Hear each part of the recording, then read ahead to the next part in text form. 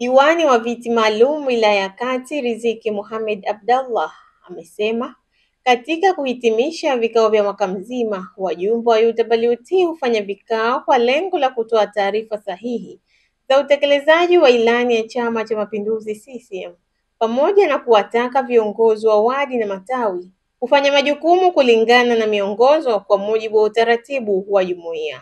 Amesema hayo katika kikao cha wajumbe wa baraza la UWT katika shehia ya Kidimni wadi ya Kwani. Na kikao cha baraza ni kikao halali cha kikatiba na kanuni katika jumuiya yetu ya UWT.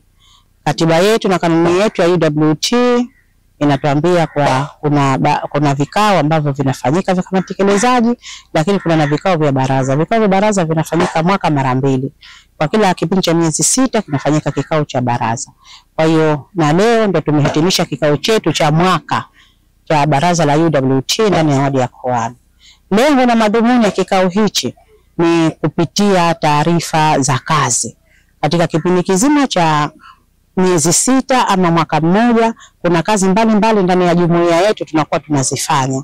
Kuweza kufanya majukumu yao kulingana na mwongozo ambao unatuongoza katika jumuiya zetu.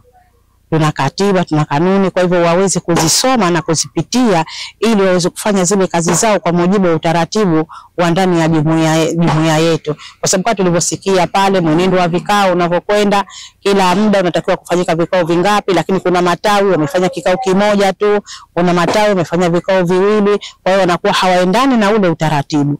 Kwa hiyo wito wangu mimi ni kuhamasisha hawa makatibu wetu wa matawi na hawa makatibu wetu wa wadi wafanye vikao kwa mujibu wa utaratibu ili mambo yetu yaende vizuri na kazi zetu ziweze kwenda vizuri. Kwa sababu vikao ni kila kitu. Hawezi kwenda jambo kwa usahihi bila kuweka kikao.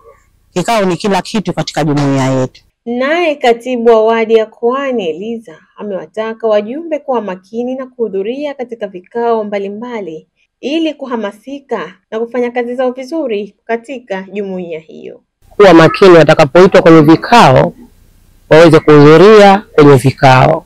Ina maana kama wasipohudhuria utakuwa wamefanya kosa kubwa sana ikiwa umeitwa kikao muhimu na kikao halali katika wadi ambayo hicho kinachofanywa kila baada ya miezi 6.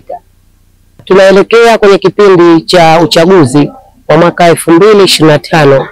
Kwa kweli kwa ufupi, kwanza tumejipanga kwenye wadi ya Kwani, jimbo la Uzini, lakini tumejipanga kwa hilo na ili kuweza kuhamasisha kila mmoja na tukiweza kwenda nyumba kwa nyumba kwa ajili ya kumsaka huyo mpiga kura ili tuweze kuwezesha uchaguzi wetu uende vizuri au ili watu wote waweze kupiga kura. Sambamba na hayo, mjumbe wa baraza wadi ya Kwani Farida Masudi amewataka wananchi wote kujitokeza kwa wingi ifikapo siku ya uchaguzi mkuu. Kujitokeza kwa wingi katika uchaguzi wetu wa 2025 na pia kuhamasisha waliokuwa majumbani, makondeni, wote kwa siku hiyo wajitokeze kwa wingi kwenda kufanya uchaguzi, kwa sababu itakuwa ni kila mmoja ni haki yake kwenda kuchagua kiongozi anayemtaka.